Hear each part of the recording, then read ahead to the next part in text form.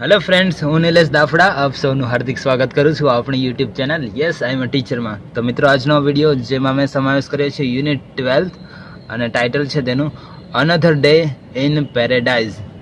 તો મિત્રો, આ જે પોએમ છે એના વિશે બ્રીફમાં એકદમ ઇન્ફોર્મેશન આપી દઉં છું અને પછી આપણે વન લાઇનર તરફ આગળ વધીએ. તો આ એક સોંગ છે જે ફિલ કોલિન્સ દ્વારા લખવામાં આવ્યું છે અને તે માનવતા, હાલમાં જે સમાજમાંથી માનવતા જતી રહી છે તેના ઉપરનું આ પોઈમ છે. તો એના એક દ્રશ્યમાં એક સ્ત્રી છે, શેરીમાં બેઠી છે. તેમાં આગળ બતાવે છે કે તેના પગ છે, તેના તળિયા છે એ ફાટી ગયા છે, તેના ચહેરા ઉપર કરચલી છે અને તેના પહેરવેશ ઉપરથી લાગે છે કે તેમને નિરાધાર સ્ત્રી છે. અને તે હાલતા ચાલતા જે પણ વ્યક્તિઓ નીકળે છે તેમના દરેકની આગળ મદદ માંગે છે, પણ બધા કોઈ તેમની સામે નજર પણ નાખતું નથી અને તેમને કોઈ હેલ્પ નથી કરતું. તો આવી પરિસ્થિતિ જોઈ અને જે કવિ છે એમનું હૃદય છે એ દુઃખી થાય છે અને કહે છે કે આપણે ક્યારે પણ આવી રીતના કોઈને પણ ઇગ્નોર કરતાં પહેલાં વિચારવું જોઈએ.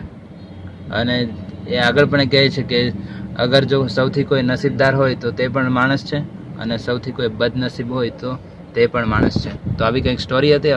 આગળ વધીએ કે વન લાઇનર શું છે. ફર્સ્ટ છે another day in paradise is a blank. તો આ શું છે? તો એક સોંગ છે. Second, another day in paradise is written by Phil Collins. Next, the poem is about. તો પોએમ શેના વિશે છે? તો a beggar woman. Next, fourth, where is the woman in the poem. તો પોએમની અંદર વુમન છે એ ક્યાં બેઠેલી છે, ક્યાં છે? આન્સર છે on the street.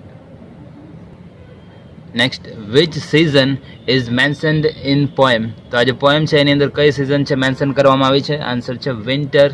Next, what is the problem of old lady. તો ઓલ્ડ લેડી છે જે એનો પ્રોબ્લેમ શું હતો? તો she has no place to sleep. તો સુવા માટે જગ્યા નથી.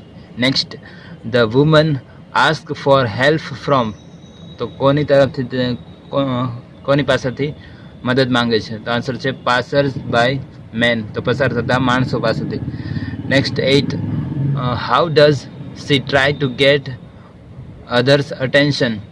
તો પાસ થતા લોકોનું અટેન્શન મેળવવા માટે શું કરે છે? તો બાય વિસ્લિંગ. મતલબ કે આપણે કોઈને બોલાવતા હોય ને અવાજ કરીને તેવી રીતના તે બધાનું અટેન્શન ખેંચે છે. Next, what was the problem in her leg. તો તેના લેગમાં શું પ્રોબ્લેમ હતો? તો blister on the soles of her feet. તો તેના સોલ જે પગના તળિયા હતા એની અંદર બ્લિસ્ટર હતું, એટલે કે ચીરા પડી ગયા હતા તેમાં.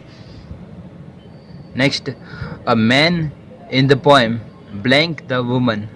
તો જે પોએમની અંદર માણસો દેખાય છે તે વુમન પ્રત્યે શું રાખે છે? તો ઇગ્નોર્સ ધ વુમન. બધા તેને ઇગ્નોર્સ કરે છે. Next 11, the woman can't blank. તો વુમન છે શું નથી કરી શકતી?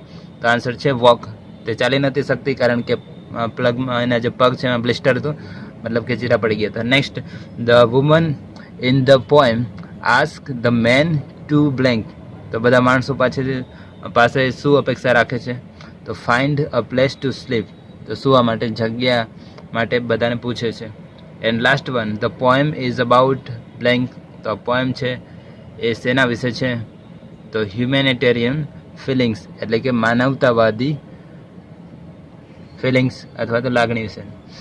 તો મિત્રો, આ હતા અગત્યના કહી શકાય તેવા MCQ, એક્ઝામમાં ઉપયોગી નીવડે તેવી આશા રાખું છું અને થેન્ક્સ ફોર વોચિંગ.